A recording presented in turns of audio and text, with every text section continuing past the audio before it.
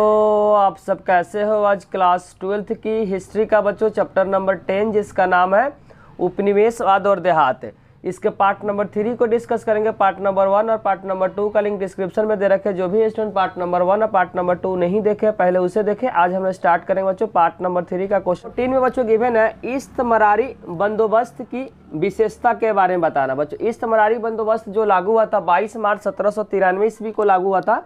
1793 ईस्वी को Lord Cornwallis के द्वारा क्या किया था, इसको लागू किया गया था। कहाँ पे लागू किया गया था बच्चों? वर्तमान समय में क्या है, बिहार, बंगाल, उड़ीसा प्रांत में इसको लागू किया था। इसके क्या क्या विशेषता है, सारे विशेषता को बच्चों पॉइंट में बताएंगे। आपको क्या करना, ध्यान से आंसर को समझना है। एक क्वेश्चन बच्चों पेपर के पॉइंट में से बहुत इंपॉर्टेंट है।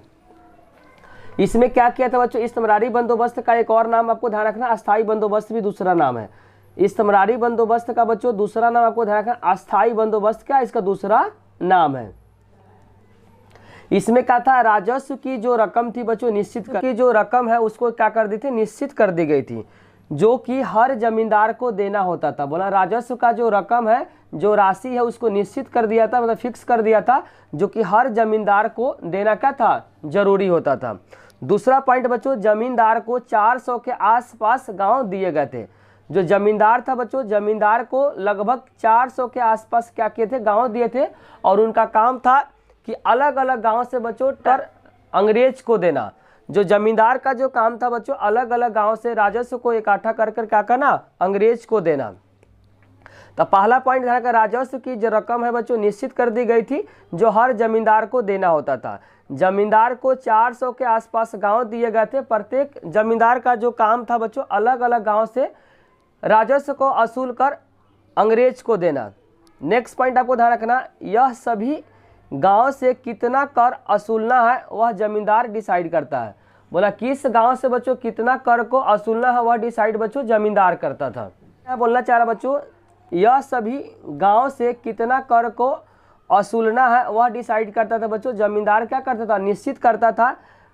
नेक्स्ट पॉइंट, राजस्व अदा न करने की स्थिति में जमींदार की जो जमीन थी बच्चों उसको नीलाम कर दिया जाता था। अगर बच्चों जमींदार सही समय पे अंग्रेज को राजस्व अगर नहीं देता था तो जमींदार का जो जमीन था उस जमीन का क्या कर दिया जाता था, नीलामी कर दिया जाता था। वही पॉइंट बोलना चाह रहा है, राजस्व अदा नहीं करने की स्थिति में जो जमींदार की जो जमीन है बच्चों उसको नीलामी कर दिया जाता था। पॉइंट बच्चों, अस्थायी बंदोबस्त का दूसरा नाम को ध्यान रखा, इस्तमरारी बंदोबस्त, जो कि बच्चों 22 मार्च पूरा एक्यूरेट डेट आपको ध्यान रखा, 22 मार्च 1793 ईस्वी को लॉर्ड कॉर्नवालिस के द्वारा इसको लागू किया गया था। अस्थायी बंदोबस्त या इस्तमरारी बंदोबस्त को बच्चों 22 मार्च 1793 ईस्वी को लॉर्ड कॉर्नवालिस के द्वारा इसको क्या किया था, लागू किया गया था। नेक्स्ट पॉइंट बच्चों, यह मुख्य तौर पे बिहार, ध्यान रखना बच्चों, बिहार हो गया, उड़ीसा हो गया, बंगाल हो गया, उत्तर प्रदेश तथा बच्चों कर्नाटक में आपको क्या करना है, इसमें ऐड कर लेना है। यह बच्चों मुख्य तौर पे आपको ध्यान रखना, बिहार हो गया, उड़ीसा हो गया, बंगाल हो गया, कर्नाटक, उत्तर प्रदेश में इसको लागू किया गया था। किसको बच्चों, अस्थायी बंदोबस्त या इस्तमरारी बंदोबस्त को। नेक्स्ट पॉइंट, उत्पादन चाहे जितना हो कंपनी को एक निश्चित राशि देनी पड़ती थी। बोलना चाह रहा उत्पादन जितना भी हो लेकिन कंपनी को बच्चों एक निश्चित राशि क्या करनी पड़ती थी, देनी पड़ती थी। बाकी जितना ज्यादा रुपया होता था वह सब जमींदार के हाथ में चला जाता था। बोला चाह रहा है कि निश्चित राशि ही अंग्रेज को देनी पड़ती थी, बाकी जितना भी एक्स्ट्रा जो अमाउंट हुआ, जो रुपया हुआ, सारा का सारा रुपया किसके पास चला जाता था बच्चों, जमींदार के पास चला जाता था। इस व्यवस्था में बच्चों जमींदार को तो फायदा हुआ लेकिन किसान को नुकसान हुआ, क्योंकि बच्चों जमींदार जितना राशि अंग्रेज को देना पड़ता था उससे कहीं ज्यादा बच्चों जो जमींदार था वह किससे लेता था, किसान से असूल करता था। जिसके कारण से बच्चों जमींदार को तो स्टार्टिंग समय में बहुत फायदा हुआ लेकिन किसान को क्या हुआ, नुकसान हुआ।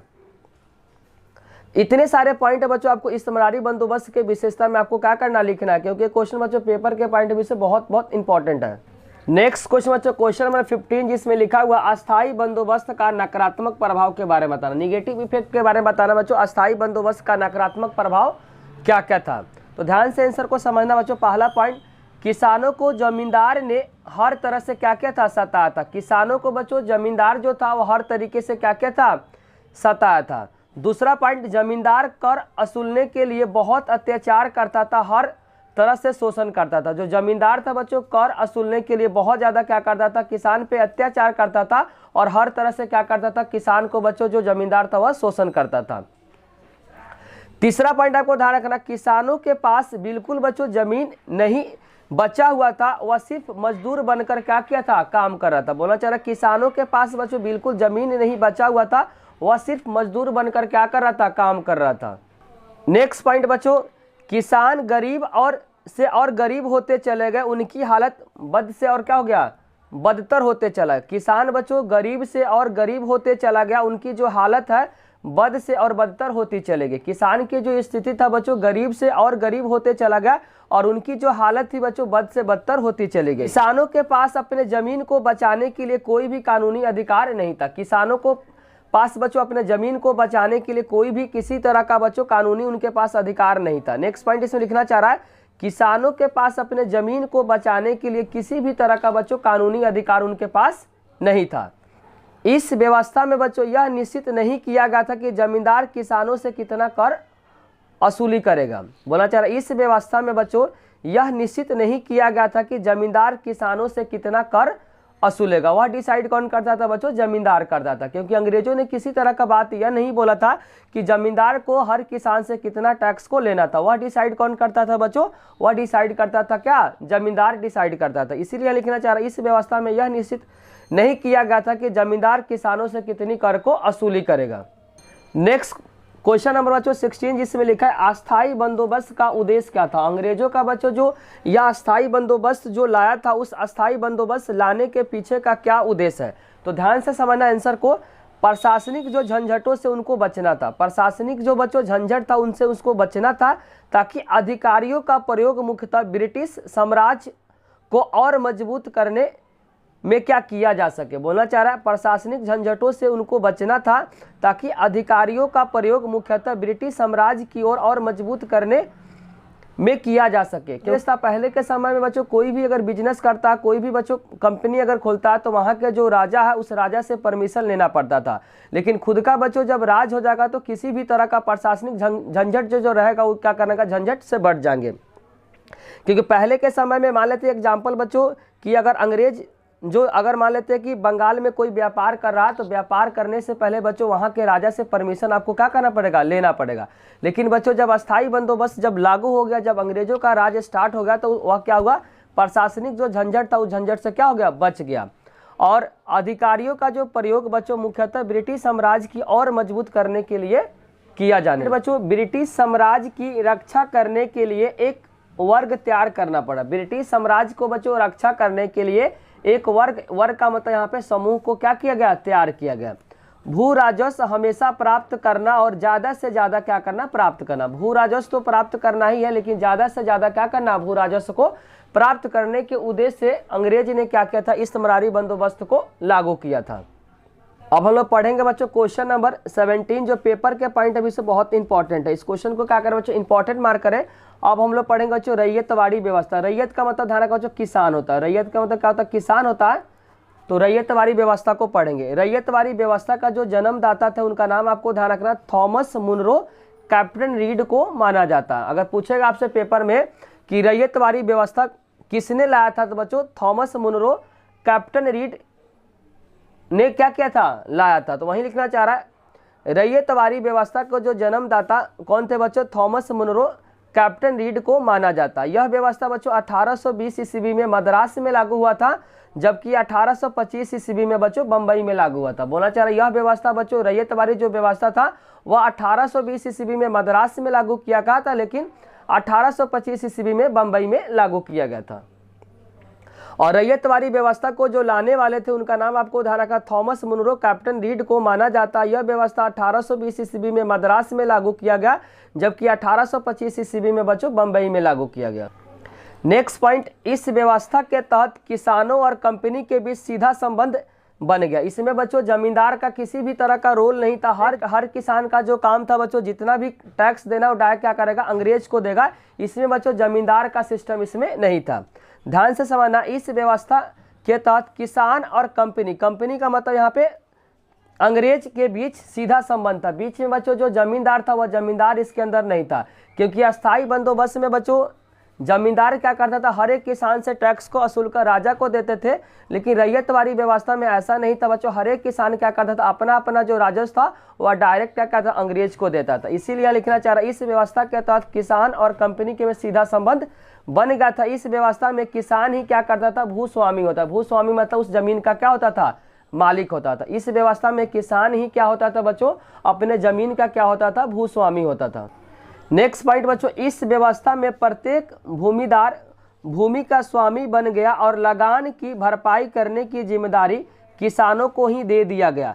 किसान और कंपनी के बीच जो भी जमींदार राजस्व वसूल करता था, उनका अधिकार अब क्या हो गया, खत्म हो गया। बोलना चाह रहा, इस व्यवस्था में प्रत्येक जो भूमिदार जो भूमि का क्या बन गया, स्वामी बन गया, मतलब मालिक बन गया, और लगान की भरपाई करने का जिम्मेदारी किसान को ही दे दिया गया। जो लगान था बच्चों, वह लगान कौन देगा, किसान ही क्या करेगा, अंग्रेज को डायरेक्ट देगा। किसान और कंपनी के बीच में जो भी बच्चों जमींदार राजस्व वसूल करता था, उनका अधिकार क्या कर दिया, इसमें रैयतवाड़ी व्यवस्था में समाप्त कर दिया। नेक्स्ट पॉइंट बच्चों, इसी को बोला जाता है बच्चों रैयतवाड़ी व्यवस्था। रैयतवाड़ी व्यवस्था अगर आपसे पेपर में पूछा जाएगा तो रैयतवाड़ी व्यवस्था में क्या होता था बच्चों, जो भी किसान होता था, किसान डायरेक्ट क्या करता था, डायरेक्ट बच्चों क्या करता था, अंग्रेज को जो भी राजस्व था वो डायरेक्ट क्या करता था, अंग्रेज को राजस्व क्या करता, देने चला जाता था। लेकिन इसमें बच्चों जो जमींदार था, वो जमींदार का किसी भी तरह का रोल नहीं था। हर एक किसान का एक जिम्मेदारी था कि बच्चों अपना अपना राजस्व क्या करे, डायरेक्ट अंग्रेज को दो। वही व्यवस्था क्या कहलाया बच्चों, रैयतवाड़ी व्यवस्था कहलाया।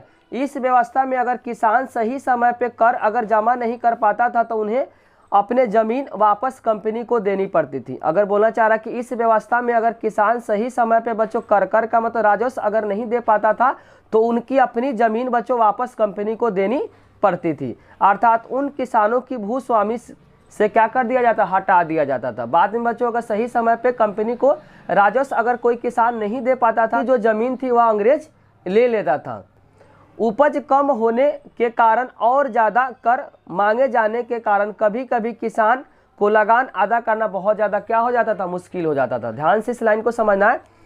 उपज कम होने के कारण और ज़्यादा कर मांग होने के कारण कभी कभी किसान को लगान अदा करना बहुत ही मुश्किल होता था, जिसके कारण एक किसान अपनी ज़मीनों को साहूकार के पास रखकर ऋण ले लेते थे। बोलना चाह रहा, उपज बच्चों कभी कभी कम होने के कारण और राजस्व का मांग ज़्यादा होने के कारण कभी कभी किसान लगान को अदा नहीं कर पाते थे, बहुत मुश्किल होता था, जिसके कारण इस किसान अपने ज़मीन को बच्चों जो साहूकार का मतलब जिसके पास जो गांव में क्या जिसके पास ज़्यादा जो पैसा होता है बच्चों उसको साहूकार बोला जाता है। साहूकार के पास अपना ज़मीन बच्चों गिरवी में रखकर क्या करते थे, ऋण लेते थे, और ऋणदाता क्या होता, महाजन के चुंगल में फंस जाते थे। बच्चों जो भूस्वामी होते थे, जो किसान होते थे, वह महाजन के चुंगल में बच्चों ऋणदाता के रूप में फंस जाते। पढ़ेंगे बच्चों रैयतवाड़ी का दो मुख्य उद्देश्य क्या क्या था। रैयतवाड़ी जो व्यवस्था बच्चों, रैयतवाड़ी व्यवस्था का मुख्य उद्देश्य क्या था, भू राजस्व की लगातार नियमित रूप से क्या वसूली किया जाए, भू राजस्व की जो लगातार बच्चों नियमित रूप से क्या वसूली किया जाए, और रैयत किसान की स्थिति में सुधार हो। रैयत बच्चों किसान की स्थिति में सुधार हो।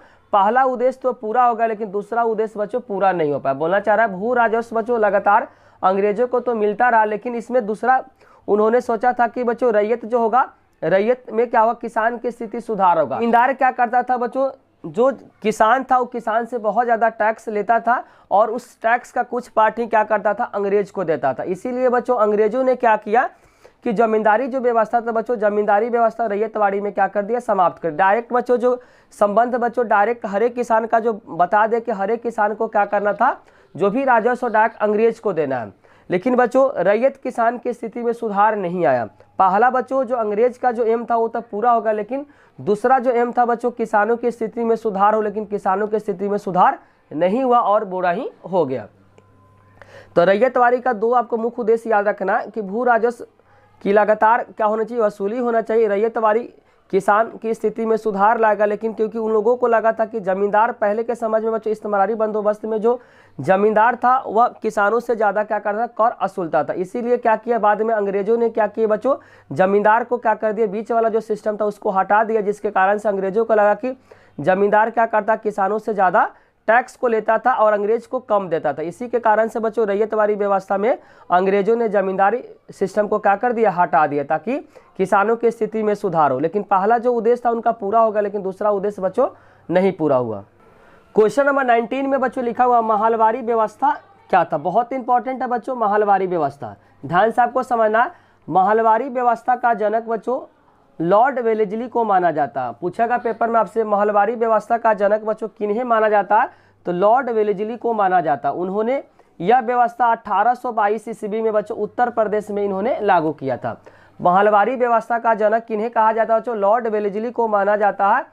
इन्होंने यह व्यवस्था बच्चों 1822 ईस्वी में उत्तर प्रदेश में इन्होंने लागू किया गया। इन्होंने बच्चों उत्तर प्रदेश में 1822 ईस्वी में लागू किया था। नेक्स्ट पॉइंट बच्चों, यह व्यवस्था भारत के कुल 30% ब्रिटिश भाग पे लागू हुई और यह व्यवस्था किसानों के लिए बहुत हानिकारक साबित हुआ। जितना एरिया में बच्चों जो अंग्रेज जो कब्जा किया था उसका बच्चों 30% में महलवारी व्यवस्था लागू था। बोलना चाह रहा है अंग्रेज ने बच्चों भारत के जितने हिस्से में कब्जा किया था उस कब्जे का बच्चों 30% भाग में क्या महलवारी व्यवस्था अंग्रेजों ने लागू किया था, जिसके कारण से बच्चों किसानों की स्थिति किसानों के लिए बहुत ज़्यादा क्या था, हानिकारक था। इसीलिए लिखना चाह रहा है यह व्यवस्था भारत के कुल बच्चों 30% जहाँ ब्रिटिश था उसी भाग पे लागू हुआ था। यह व्यवस्था किसानों के लिए बहुत हानिकारक था। अंग्रेज का मान लेते बच्चों इतने में क्या किया, कंट्रोल किया, जिसमें से 30% भाग में बच्चों महलवारी व्यवस्था उन्होंने लागू किया था। नेक्स्ट पॉइंट बच्चों, इस व्यवस्था के अंतर्गत कर किसी एक किसान पे नहीं बल्कि बच्चों पूरे गांव पे लगता था। इस व्यवस्था के अंतर्गत बच्चों जो टैक्स था जो कर था किसी एक किसान पे नहीं लगता था बल्कि पूरे गांव के किसान पे लगता था। नेक्स्ट पॉइंट बच्चों, इसमें भू राजस्व को दरें अधिक थी। इसमें बच्चों भू राजस्व की जो दरें थी क्या थी, अधिक थी। इस व्यवस्था में गांव के जो मुखिया भी धीरे धीरे जमींदार जैसे स्थिति में आ गए थे। इसमें बेसिकली क्या होता है, जो गांव का जो मुखिया होता था बच्चों वही मुखिया क्या करता, गांव के सभी किसानों से टैक्स लेकर अंग्रेज को देता था। बेसिकली इस तमरारी बंदोबस्त में जमींदार था और यहाँ पे जमींदार के जगह पे क्या था, गांव का जो मुखिया होता था बच्चों वही मुखिया क्या करता था, अलग सभी किसानों से बच्चों टैक्स को लेकर अंग्रेज को देता था। यही इसीलिए लिखना चाह रहा है इस व्यवस्था में गांव का जो मुखिया भी धीरे धीरे बच्चों जमींदार जैसे स्थिति में आ गया। मतलब जो गांव का जो मुखिया था बच्चों किसानों से ज़्यादा टैक्स लेता था, अंग्रेजों को कम देता था। इसीलिए लिखना चाह रहा है इस व्यवस्था में गांव का मुखिया भी धीरे धीरे जमींदार जैसे स्थिति में आ गए और उन्होंने भी किसानों का शोषण करना शुरू कर दिया। वो भी क्या किए बच्चों, जो गाँव के मुखिया थे वो भी क्या करने लगे, जो किसान थे उनका शोषण करना स्टार्ट कर दिया। इस व्यवस्था में बच्चों साहूकार को क्या मिला, बढ़ावा मिला। इसमें बच्चों महलवारी व्यवस्था में जो गांव का जो मुखिया था जो साहूकार था उसी को क्या मिला, बढ़ावा मिला। में बच्चों जो गांव का जो साहूकार था मुखिया को क्या मिला था, बढ़ावा मिला था। तो महलवारी व्यवस्था जो लाए थे बच्चों उनका नाम आपको ध्यान रखना, लॉर्ड वेलेस्ली के द्वारा कब लाया था, 1822 ईस्वी में लगा।